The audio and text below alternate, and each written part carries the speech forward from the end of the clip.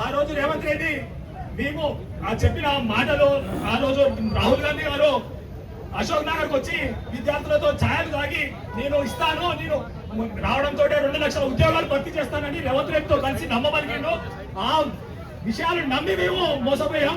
ఈ రోజు ఇంత నరకయాతనను అనుభవించాల్సి వస్తుంది. అదే రేవంత్ రెడ్డి ఈ రోజు 60,000 ఉద్యోగాలు భర్తీ చేశామని ఏదైతే కపట మాటలు చెప్తున్నాడో, అదే రేవంత్ రెడ్డి ఏ విధంగా దేవుళ్ళ మీద ఒట్లు వేసి, అదే చార్మినార్ లో అమ్మవారి దగ్గరికి వచ్చి ఒట్లు వేసి, ఇదన్నీ అతనికి అలవాటే కదా, అతను వచ్చి అదే 60,000 ఉద్యోగాలు 70,000 ఉద్యోగాలు ఏ మంత్రి ఆ ఇష్టం ఉన్న మాటలు చెప్తున్నారు.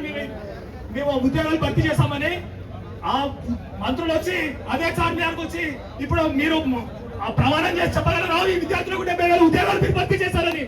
ఎందుకు ఈ అబద్ధపు మాటలు చెప్పి మా ఆత్మను ఘోషిస్తున్నారు? ఇది ఏ పార్టీకి తప్పు అని చెప్తున్నాం. మీరు ఏదైతే బిశ్వాల్ కమిటీ 2 లక్షల ఉద్యోగాలు ఉన్నాయని కమిటీ నివేదిక ఇచ్చిందో ఆ ఉద్యోగాలు ఎందుకు భర్తీ చేయాలని చెప్తున్నాం. మేము పల్లెల్లో ఎలక్షన్ అప్పుడు ఇల్లు తిరిగి అమ్మ అక్కని బతిమిలాడి, అమ్మా మాకు ఈ టీఆర్ఎస్ ప్రభుత్వంలో ఉద్యోగాలు వస్తున్నావు, రేవంత్ రెడ్డి మాకు 2 లక్షల ఉద్యోగాలు ఇస్తానని హామీ ఇచ్చాడు, అతని మేము నమ్ముతున్నామని చెప్పి ఈ రోజు మేము మిమ్మల్ని అధికారంలోకి మా చాదరైన కాడికి తీసుకొస్తే అంత గొప్ప కేసీఆర్ ని మేము ఇంట్లో పండబెట్టాం. నువ్వైతే రాబోయ్, నువ్వు పచ్చేగానే నీకు తెలివి లేదు కట్టే తుమ్మ చూసిపోతావు.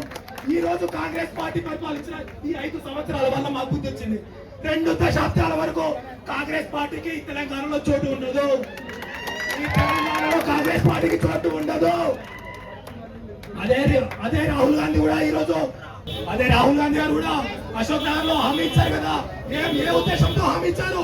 ఈ ఉద్యోగాలకు ఇలాగే, ఈ నిరుద్యోగులకు ఇలాగే కళ్ళబుల్లి మాటలు చెప్తా, వీళ్ళకు ఉద్యోగాలు రావద్దు, నిరుద్యోగులు ఉండాలి, నాలాగే పెళ్లి పిడాకులు లేకుండా ఉండాలని ఇచ్చావా రాహుల్ గాంధీ? ఏ విద్యార్థులకు ఏదైనా ఒక లిమిట్ వరకే ఉంటుంది. ఆ లిమిట్ దాటిపోతే జరగాల్సిన అనర్థాలకి ప్రభుత్వమే పూర్తి బాధ్యత వహించాల్సి ఉంటుందని